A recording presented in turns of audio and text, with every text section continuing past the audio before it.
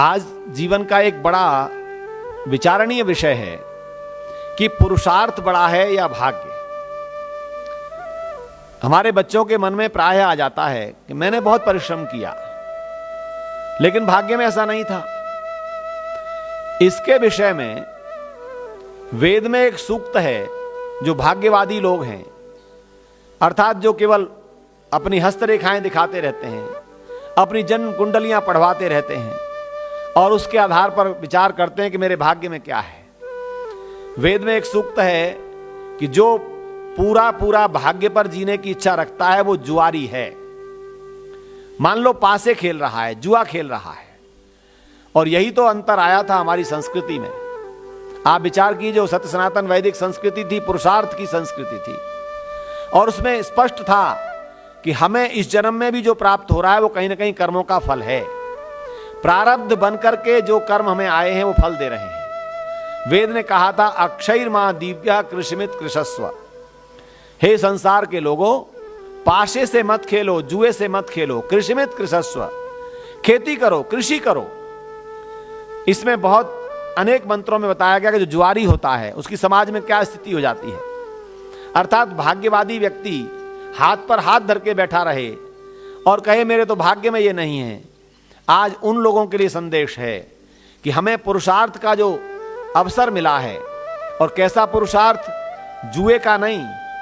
कुछ कह सकते हैं कि आप पाशे फेंक करके भी तो वहां पुरुषार्थ करते हैं, उससे भी तो फल प्राप्त होगा।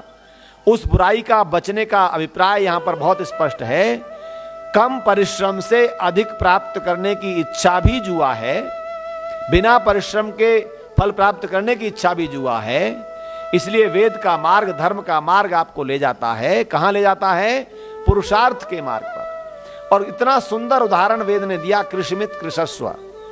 एक किसान अपनी फसल बोने के लिए खेती की जिस प्रकार तैयारी करता है, कृषि के लिए जमीन को गुड़ाई करता है, खरपतवार निकालता है, उसमें सही समय पर कितनी गीली मिट्टी रखनी उतनी रखता है, जिसे पलेवा कहते हैं। फिर उसमें वो बीज डालता है, बीज अंकुरित होने की प्रतीक्षा करता है।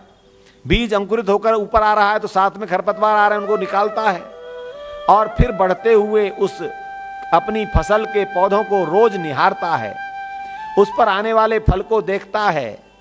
और मेरे मित्रों, वह जो फसल प्राप्त होती है उसमें जो अन्न प्राप्त होता है, जो सब्जियां प्राप्त होती हैं, जो अन्य धन धान्य पैदा होता है, वो सब के लिए बांट देता है। कितनी सुंदर परंपरा हमारे किसानों में थी।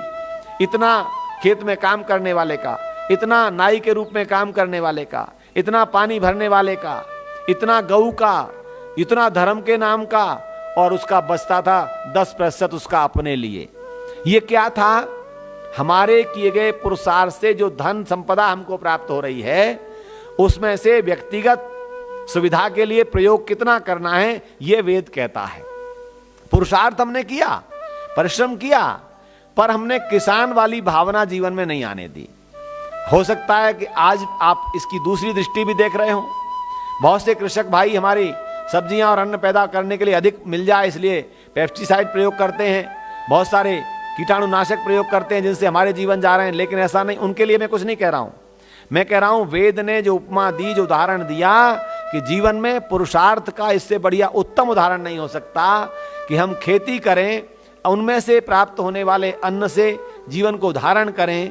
ऐसा भाव जीवन में लाएं कि हमारा पुरुषार्थ उस कृषक की तरह होगा जो अपने मेहनत से, परिश्रम से एक एक चीज को धैर्यपूर्वक देखता है। आज अधीरता ही तो हमारा दोष है। हम थोड़ा सा परिश्रम आज किया, परिणाम तुरंत मिलना चाहिए, ये भाव बहुत अधिक व्यापक होता जा रहा है। ऐसे भाव को रोकने के लिए वेद कहता है कृषि के भाव को देखो।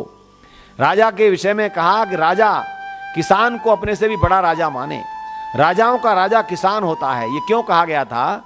क्योंकि हम जिस कर्म का जैसा फल होना चाहिए उसका उदाहरण यदि कहीं से लेना हो तो किसान की फसल के अलावा और कोई उदाहरण नहीं ले सकते। क्योंकि वहां जितना बोया गया, जैसा बोया गया, उसी प्रकार का फल वहां प्राप्त हो रहा है।